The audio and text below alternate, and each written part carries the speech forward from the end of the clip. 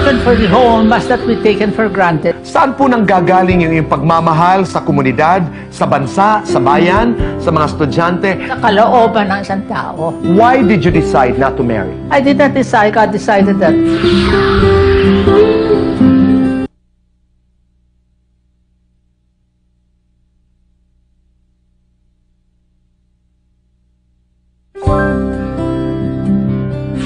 Yes. I know that Nanay is the world to you. She means the world to you.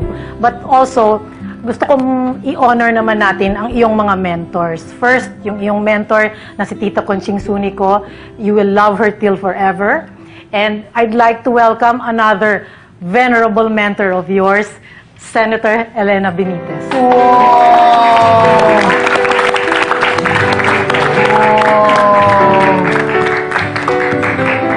This is a surprise, Tita Helen. Hello, Tita.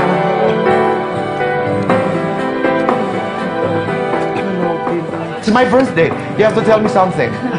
It is my birthday, yes. This is my birthday. What to give you? Tita Helen, PWU. Your presence, Tita, is the biggest gift, Yes. you know. It's quite something. I have to get up early and come here. I know, Tita. This is a surprise, honestly. I didn't expect it to be here. Yeah. But may I say this? Thank you. Thank you for many things. Maraming salamat mula sa aking puso. Salamat din po sa inyo. You are an inspiration, Tita. Alam niyo po, hindi niyo na itatanong mga nanay at kaibigan, bahagi ng aking edukasyon sa labas at loob ng academe ay may kinalaman po si Senator Helena Benitez. In 1984, when she ran for Congress, 84, I was in the theater. I worked for Tita Helen. I used to do everything. I mean, you know, Tell them what you did. I did entertainment for Tita Helen. I would help. I would dabble in her speeches. I would listen to her, and I learned the ropes. And you slept on the way. And I used to stand in front of Tita Helen while she would do her speeches, and I would say, "Tita, mahaba na," you know. And my inspiration of going back to school also comes from the fact that Tita Helen opened the Helena Benitez School of International Relations and Public Diplomacy, headed by Ambassador Manalo. Kung saan ako'y nagka-interest po maging estudyante. I went to school for 2 years hanggang ako'y nagdesisyon po tapusin ang aking kolehiyo dahil hindi po ako nakagraduate. I took up my master's in a very special graduation with a very special presence of the chair of the Philippine Women's University. At ngayon po, Tita, I'm very proud to report to you that I am now starting on my dissertation for my doctoral degree in social development. Wow. Wow. Salamat, Congratulations in advance. You lamang, Tita. Thank you. I am where I am insofar as my education is concerned dahil po sa inyo. At alam niyo po, dahil prodigal son po ako ni Tita Helen, hindi po ako nakaka-attend ng mga graduation. She gives me special graduation rights. Tita, you have been one of the first senators, lady senators of this country. And ngayon po, pag tinitingnan niyo po ang mga nanay specifically, I have this private conversation with you off-cam, yung ating pag-uusap, and I will not forget this. Nung sinabi mo sa akin, sana'y maibalik ang home economics. Would you like to talk about it more, Tita? Well, I don't know if people are doing it, but in another name. But my idea is that we must never forget that we all have to go back to the home. And home is the base, you know, the base where the family, the children grow from.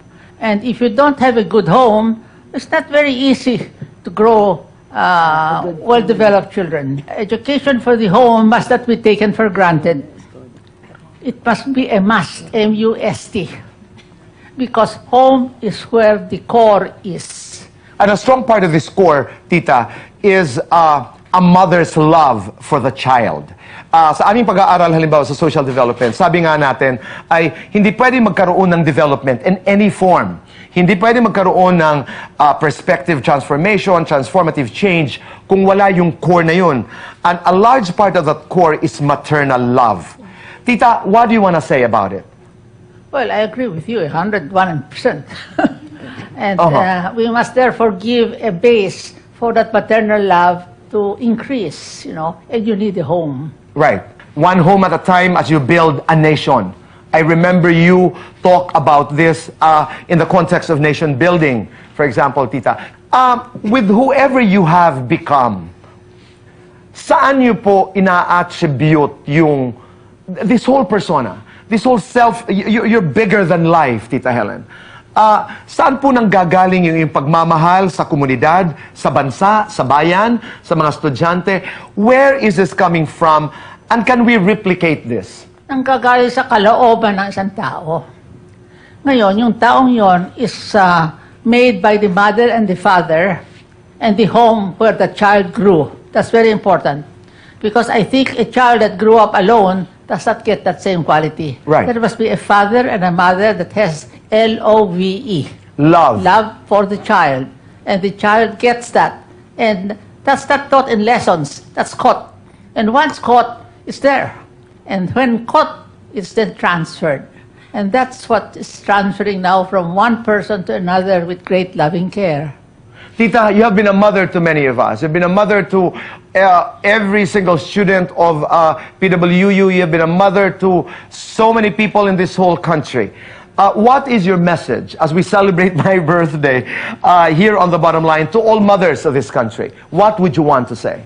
I think mothers should love their children, but not selfishly, unselfishly. Love them so that they may serve others. Because if you just love them inward, I'm not so sure they're going to be good citizens.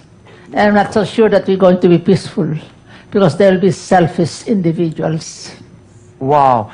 Tita, mapangahas na tanong po ito. Why did you decide not to marry? I did not decide. God decided that. Really, I Tita? could have married, I suppose. But there was a time in your I life. think that's faith. I mean, there were many suitors, I could have married, but some or other I did not. So there must be a will. There must be some lesson plan that the good Lord wanted me to do, which I would have done better if I was single. That's the only reason I can think of. And you were able to serve so many because of that faith, that Yes, destiny. for someone that was advocating for family life and not to have a family herself, it's rather funny, no? But I felt that, well, if this is what the Lord wants me to do, to be a single worker in order to make the quality of the life of the family better, that's all right. I will accept that as my role. Wow. Tita, I can't say thank you enough for honoring us with your presence. This is one of the biggest surprises in any birthday celebration of anyone. But from the bottom of my heart, I want to say, salamat po, Tita Helen. Boy, you deserve the salamat anyway. Keep doing what you're doing now because you're serving our country very well. And I promise you, Tita, I'm going to work hard on my dissertation and I'm going to make you proud. Good. I look forward. Salamat, Tita. Oh my God. Thank you, Dr. Amilu Reyes, na sinamahan po si Tita Helen.